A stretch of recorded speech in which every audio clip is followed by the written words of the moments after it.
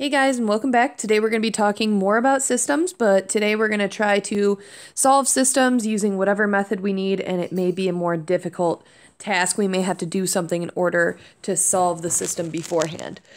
So again, our learning target is to write and solve systems of two equations and two variables. Our success criteria, again, is going to be able to do this algebraically. Need a pen in order to do that. Okay, algebraically instead of graphically. We're going to be able to identify and explain the number of solutions as well, just like in every lesson. We need to keep in mind either no solutions or infinite solutions. So let's take a look at the key idea here. It says methods for solving the system. First, we had graphing. We wanted to make sure that we put equations into y equals mx plus b. We needed to know the slope. We needed to know the y-intercept. And then we saw where they crossed. So where do lines intersect? That's how we found out what the solution to the system was with graphing. With substitution, we had to have either x equals and then some expression afterwards, or y equals and some expression afterwards. And we would plug whatever that the expression was into the opposite equation, mixing the two equations together so that we can find what x and y was equal to. The elimination method using addition, we had the equations in standard form, ax plus by is equal to c. I'm going to use different letters for another equation. And we would end up adding them together in order to try to eliminate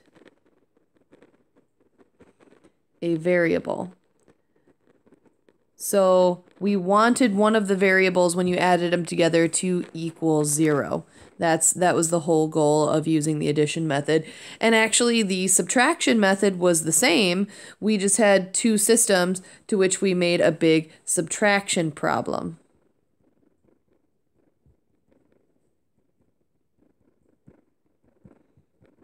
Okay, we just subtracted the two, and then we did the same thing.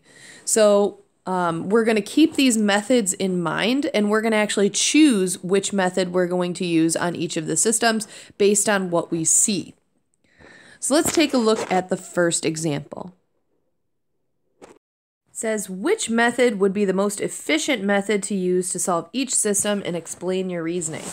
So let's keep in mind that if we see standard form, ax plus by equals c, where the x's are lined up, the y's are lined up, and the answers are lined up, we should use either addition or subtraction.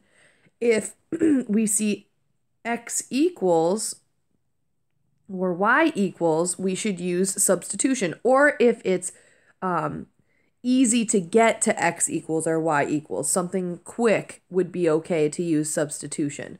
So on the first one, I'm seeing additive inverses for the y's. If we were to add these two together, positive y plus negative y is going to equal 0. So this would be the addition method. Let's take a look at B. We actually could use a couple different methods on this one. I think the easiest one would take this equation and solve it for x. I'm just going to rewrite it right below. If we divide by -3, so just one step, I get x is equal to -6. That's a level 1 system. That's an easy system. We basically got half the answer already. So then we would just take that -6 and substitute it into the x in the second equation. So this one would be substitution. And then lastly, part C, I'm seeing the exact same coefficient on the y's. That means if we were to subtract them, they would go away. That's the whole idea, is we want to eliminate one of the variables. So that would be subtraction. Okay, so right now, all I want to do is just have you guys practice identifying which would be a better method to use on what type of system. So let's have you guys give this a try in your U try.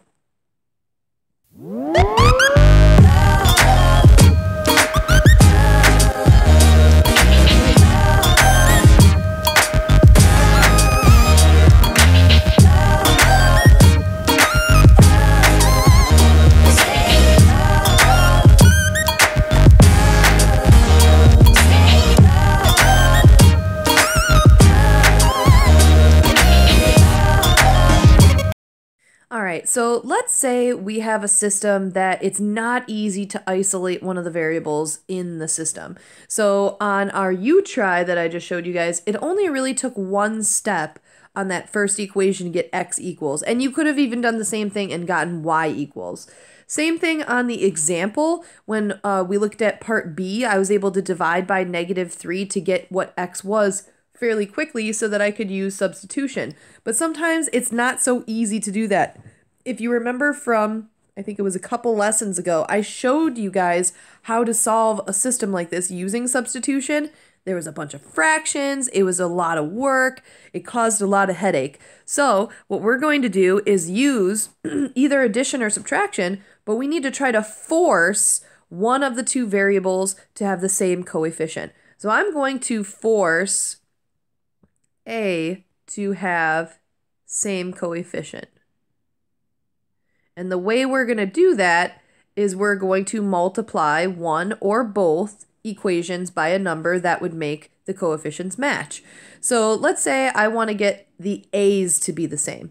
Well, I can't make a 2 into a 3 or a 3 into a 2 without using a fraction. So I'm going to multiply each equation by the opposite coefficient. So since this one says 2, I'm going to multiply the bottom equation by 2. And since this one says 3, I'm going to multiply the top equation by 3. So I'm going to create a whole new system, and really it's the same system that I have written down, it's just enlarged. So I need to multiply everything I see by 3 on the top. That gives me 6a plus 15b is equal to 12. If I multiply everything I see on the bottom by 2, I get 6a minus 4b is equal to 12. So now I can see that the a's are exactly the same, and if I use subtraction, then the a's will go away. And when I do 15b minus -4b, I get 19b, and then 12 minus 12 is 0. And I can continue to solve from there and get that b is equal to 0, plug that in, get a, and I'm done. So there may be times where using addition or subtraction is the better route, but you might need to multiply one or both of the equations by something first in order to get to the answer. So I'm going to do that in this second example, and I'm actually going to solve it all the way through. I see, first off, if I compare the x's, I would have to multiply both equations by something. I would have to multiply the bottom equation by -2, and I would have to multiply the top equation by 5. But I think trying to get the y's to match is easier because I only have to multiply the top equation by 2 to make a 3 into a 6. So that's what I'm going to do. I'm going to multiply the top equation by 2 because I think it's going to save me some steps in the long run. So the top equation will become -4x plus 6y is equal to -26. And then I'm just going to rewrite the second equation below it so that I can create that subtraction problem. Because I'm noticing that the y's are the same, not additive inverses. So when I subtract them, they go away. I'm left with -4x minus 5x, that's -9x. Is equal to -26 minus -8. Minusing a negative is same as adding a positive, so it's like we're doing -26 plus 8. Type that in your calculator to make sure that you're doing your mental math right. You should be getting -18. And then divide by -9 on both sides to get what x is equal to, which is 2. Then we just pick one of the top two equations or the original system to plug back into. So I'm going to plug into this first equation. -2 times x, which is 2, plus 3y is equal to -13. So I've got -4 plus 3y is equal to -13. Got to get rid of that -4, so I got to add it to both sides.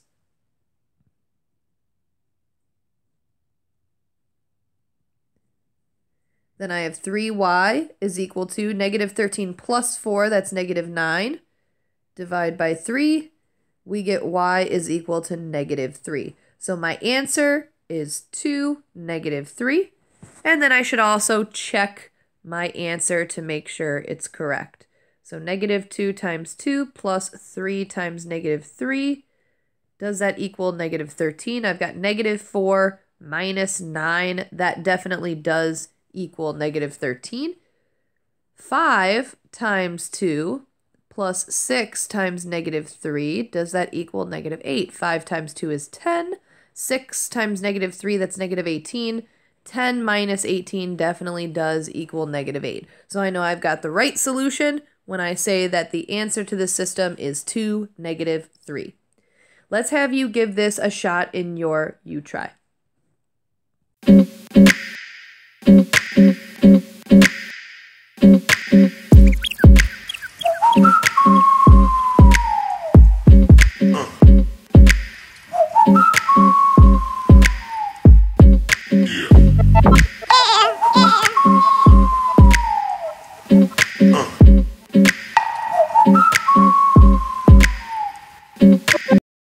Alright, so I've got another example for you guys, and this is kind of going to be like the result of your last U-Try. It's just another example of multiplying, instead of one equation, both equations by something to get one of the coefficients to match. So let's say I want to get rid of the x's. I would want to multiply the top equation by 3, because the bottom x coefficient is 3, and I would want to multiply the bottom equation by 2, because the top coefficient for x is 2. So if I multiply everything on the top by 3, I get 6x minus 9y is equal to 0. If I multiply everything on the bottom by 2, I get 6x minus 4y is equal to 10. So when I subtract these two, because I'm seeing when I make the x's match, if I subtract them, that'll make it into a 0. You don't always have to subtract. If you want to, if you make them have the same number, but one is positive and one is negative, then you can always use addition. So my x's will go away, become 0.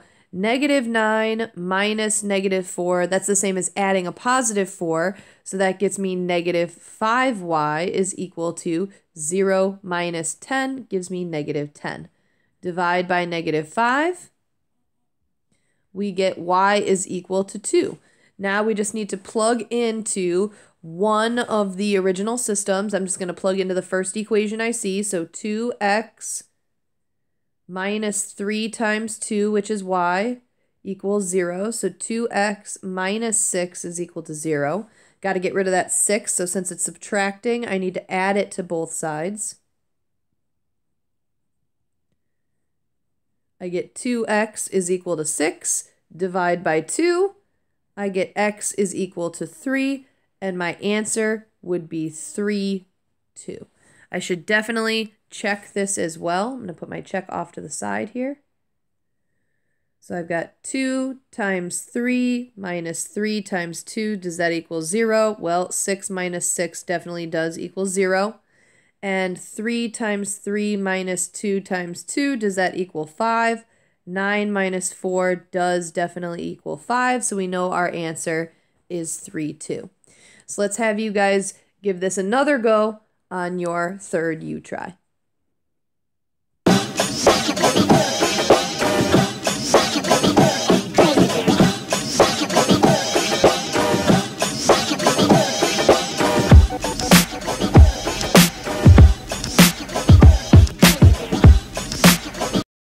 Alright guys, on the last U-Try, I just wanted you to explain how to get the b terms to eliminate. So this time I actually want you to continue and solve the system from the previous U-Try.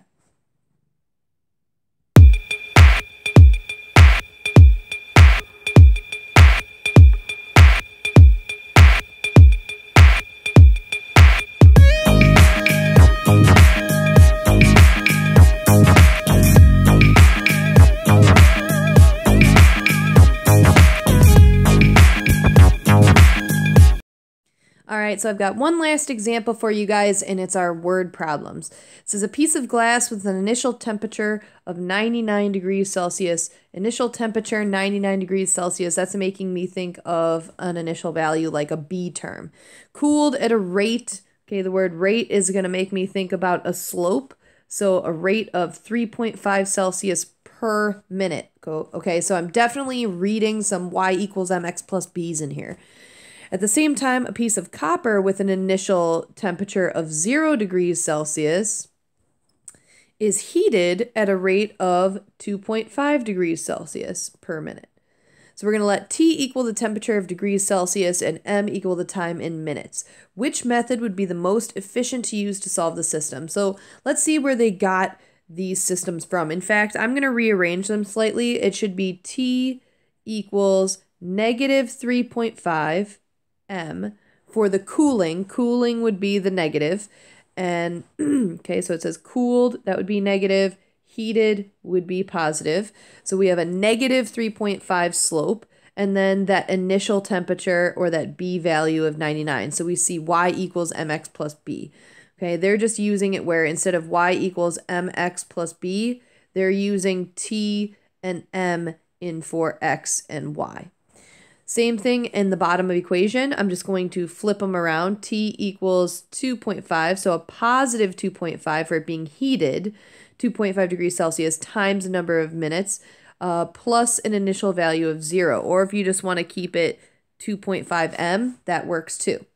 The method that I would use for this one, because we already have T equals on both equations, I would take this piece and I would plug it into the T in the opposite equation, which would be substitution.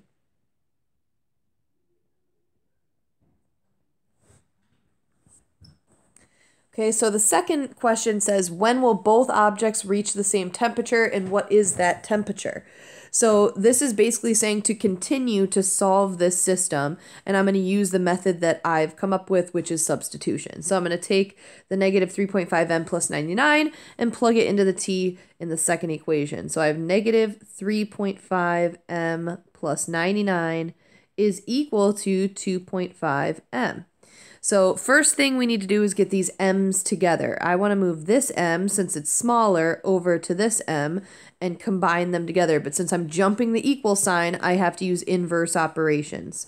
So I have negative 3.5 M plus 99. Since it was originally a negative 3.5 M, I'm going to add it to both sides.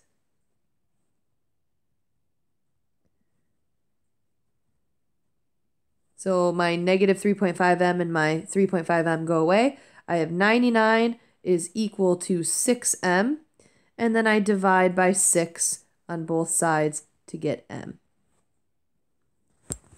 That gets me 16.5. So now I just need to plug into one of the original two from the system we created. So T is equal to 2.5 times M, which we have was 16.5. So I'm just typing 2.5 times 16.5 in my calculator, and I'm getting 41.25. So my real life answer to this real life question, when will both objects reach the same temperature? Well, T is temperature and M is time in minutes. So they're going to reach 41.25 degrees Celsius after 16.5 minutes. So I'm going to write that out. After 16.5 minutes, they will both be 41.25 degrees Celsius. And that's my ultimate real life answer. Go ahead and give this a try in your last U try.